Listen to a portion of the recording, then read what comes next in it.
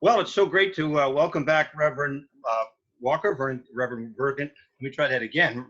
Reverend Vernon K. Walker. I'm so nervous here, who is the policy director of the Young Democrats of Massachusetts. And we also have a special guest, the president of the Young Democrats of Massachusetts, Lezlie Braxton Cambell. And gentlemen, thank you so much for being with us. And I'm going to try to calm down here a little bit. Thank you for having us. Reverend Walker, I want to start with you. Yes. We've been getting together quite a bit lately, and I really enjoy these conversations, and I'm enlightened by what you have to say. And I want to start off by asking about your appearance on New Hampshire Public Radio within the last couple of weeks. And the topic had to do with environmental racism, which I'd never heard before.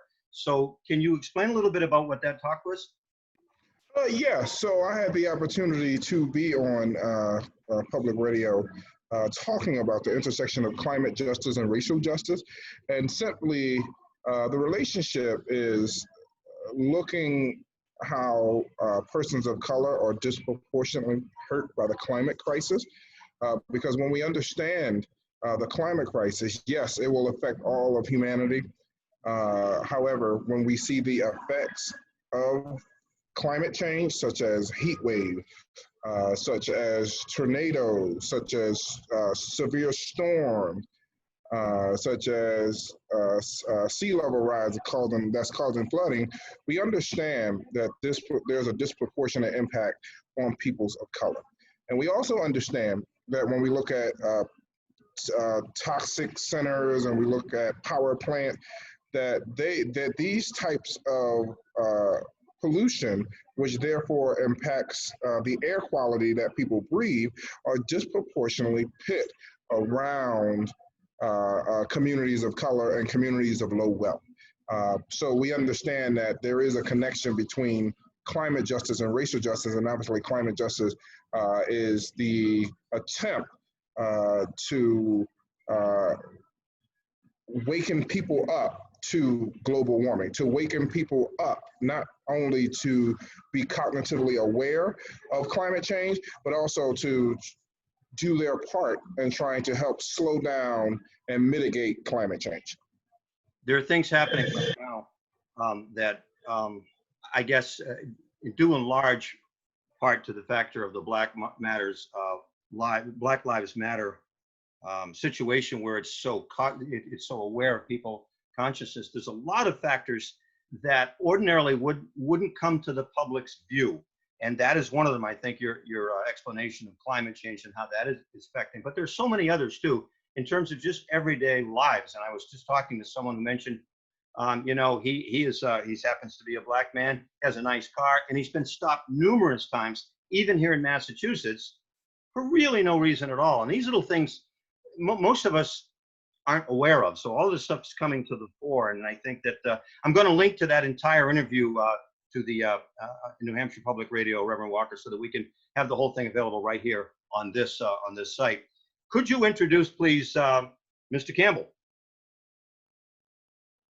Oh yes, it's my privilege and honor to introduce the Young Democrats of Massachusetts new president, Lezlie Braxton Cambell, very humble gentleman, and I am hippopotamus glad and elephant happy to introduce him.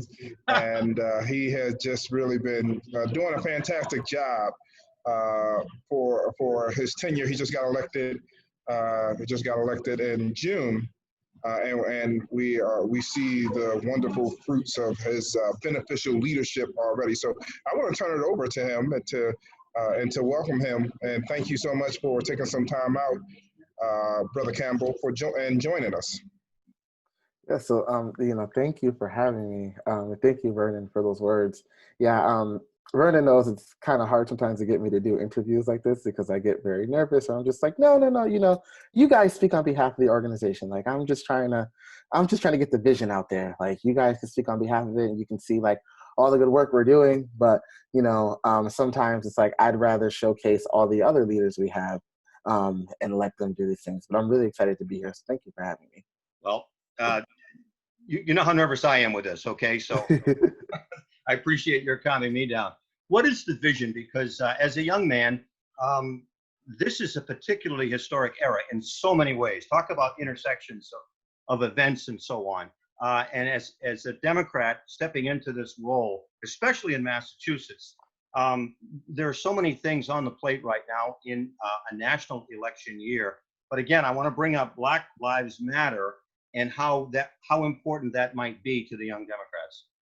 Yeah, so, and actually, we're off the topic. So at our convention in June, right before I was elected, the weekend I was elected, we had a racial justice panel of different folks from Eastern Mass and Western Mass community, like to talk about, what do we think, police reform should look like? Do we think we'll actually see it? Like what's the racial climate like here? Because one thing about Massachusetts, we get so wrapped up in being a Democratic quote unquote supermajority that we think that we don't have these issues, and we actually do. Sometimes we're just we're blind to them.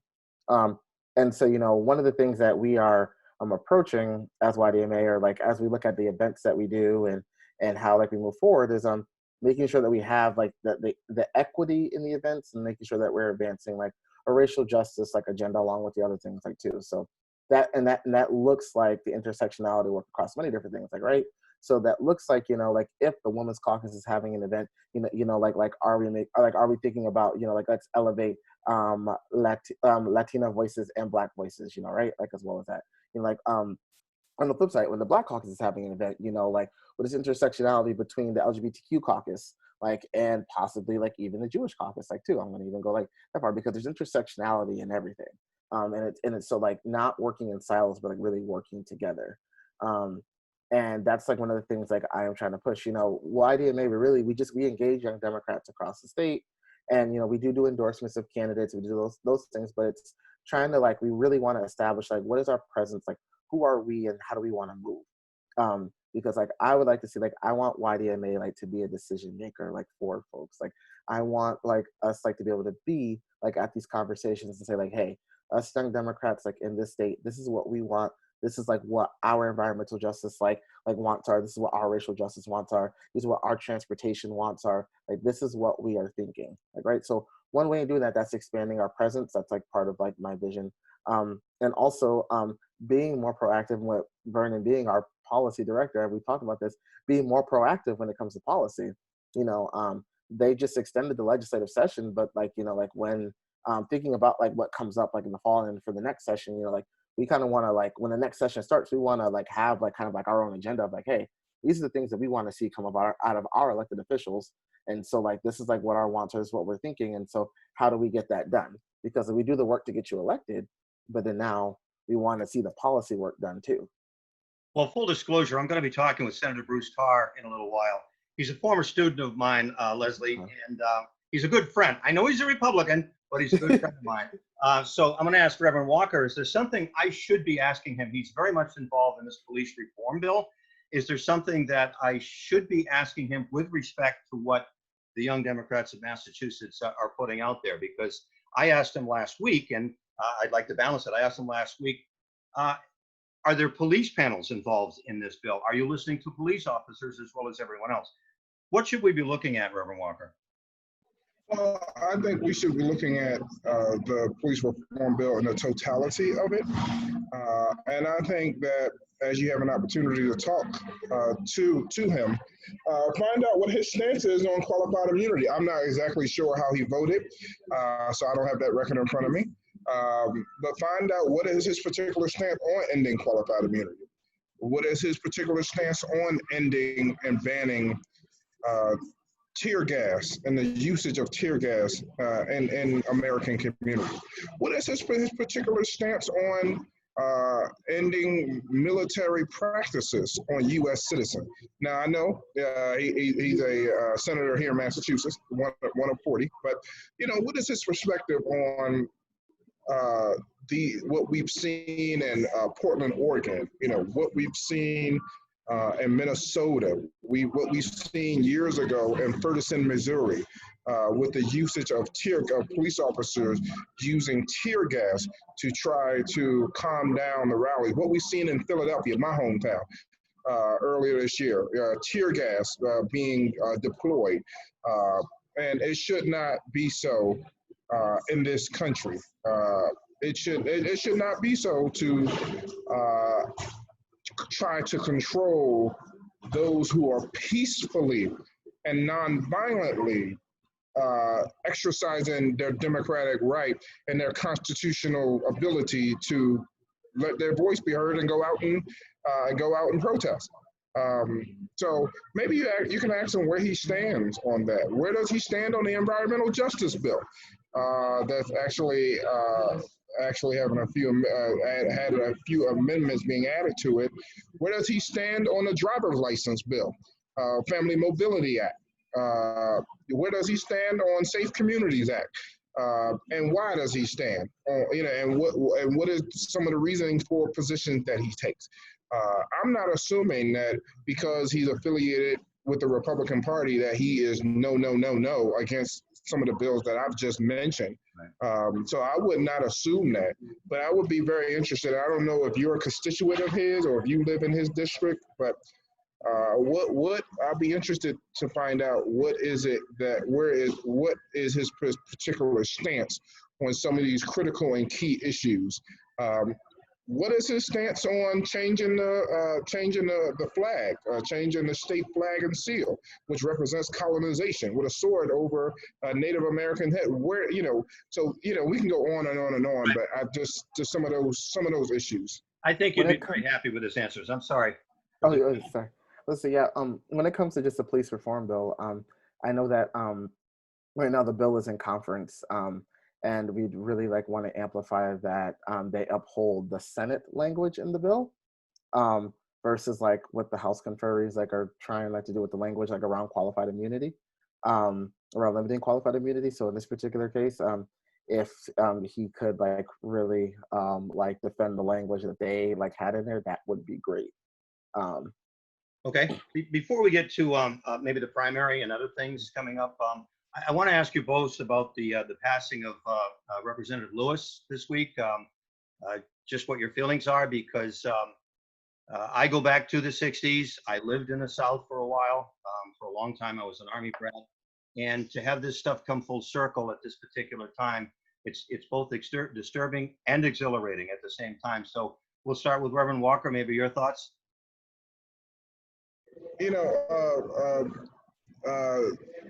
Representative John Lewis was certainly a giant, a pillar, a trailblazer for nonviolent practices, certainly a friend of Dr. King, and he will sorely be missed. If people who listen to this podcast or this interview, if you hadn't had the opportunity to check out the New York Times op-ed published by Representative Lewis before in his final days, it was published posthumously yesterday on the day of his funeral. And one of the things that he said, that if you see something, say something. Stand up, let your voice be heard. Don't be and participate in the democratic process. And your voice is your vote. And he certainly inspired a generation. I'm inspired by the courage that he showed on the Pedman Bridge, March 5th, 1963, or 1964, rather. Or may have been 65. We lost the signal. Well, you're still here, President Cambell. Yes. All right. He'll come back. He'll come back. Your thoughts, please? Yeah, he'll come back. So when it comes to John Lewis, and actually I watched sorry, I think he's back. I watched his services yesterday, and the eulogy by President Obama, and all the things that folks had said for that. And I shared this yesterday, on social media too. It's I was actually very emotional state, because to me it's I've lost a giant that I've looked up to, for a very long time. And at a point right now where we're in our country where folks are still just opening their eyes to some things that are still going on. It's you almost you feel we have these leaders who are passing away, and then you start to feel oh my gosh, you feel a little hopeless in the moment, right? Well, what do we do? He was fighting this fight, we're still kind of fighting this fight, and what is going to happen? Are we going to continue to move forward?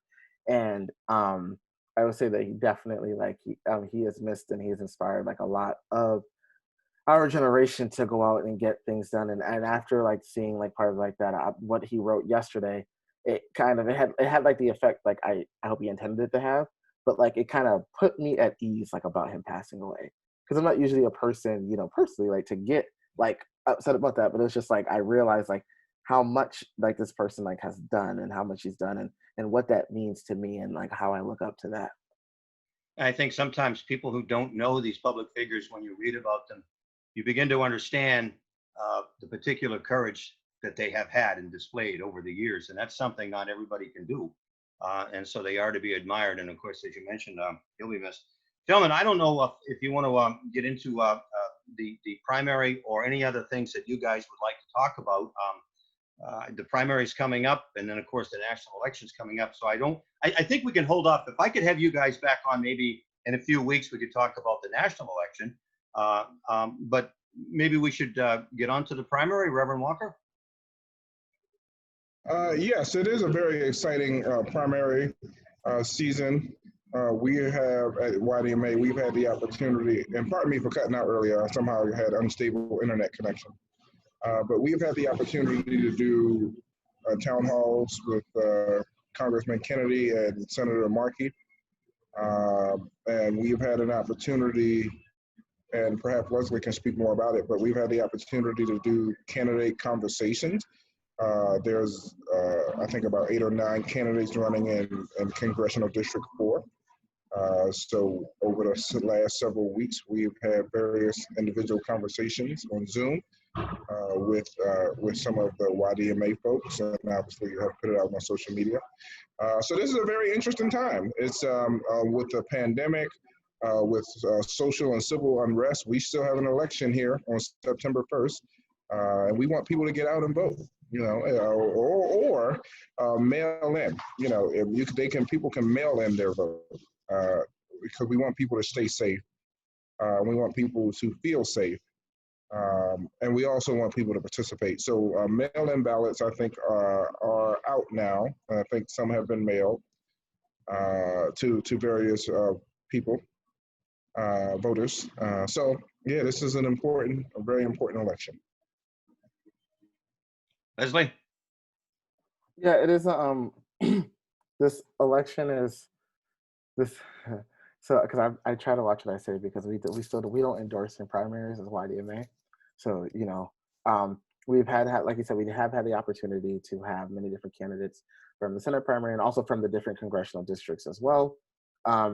And I'm curious to see what the election results are going to be, particularly in the Massachusetts 1st, because that's where I live, the 4th congressional district, and then obviously the Senate race, because we have been able to have a conversation with Joe Kennedy and with Senator Markey. So we'll see like how it pans out. But I think, and one thing I do like about this particular election cycle is that seeing how many young folks are engaged, and how many are like really like, I mean, like the I don't want to call it bickering, but like debating back and forth about this candidate, but it's like just seeing like how many folks are actually engaged and starting to pay attention. Like I like that because that's what my goal is. It's like I want like my generation to pay attention. So I'm really excited to see that. And like standing in what they believe in, like saying like, no, I'm not just going to cave in because the majority of this one group I'm talking to is the support of this person. Like I'm standing by what I believe in. So I'm really excited to see that. Well, as an old timer like myself, I'm inspired by seeing you young kids get into this and be so heavily involved, so knowledgeable, so educated about it, and able to speak to it. And did somebody mention that Joe Biden's coming to town? Yeah, it looked like they will be having a conversation at the Boston Commons or a rally. I saw. I don't have the exact date. I think it's sometime next week or the week after. And it looked like a litany of speakers, including Vice President Joe Biden is coming. Mayor Marty Walsh of Boston would be one of the other speakers, and it seemed like so many other speakers. But there is a flyer I saw. It is posted. The theme of it is to remember John Lewis' experience here in Boston, or Representative John Lewis' experience in Boston. But I can try to find that flyer and send it. Cool. Okay. Anything else that you want to mention, gentlemen, before we conclude this particular Zoom interview?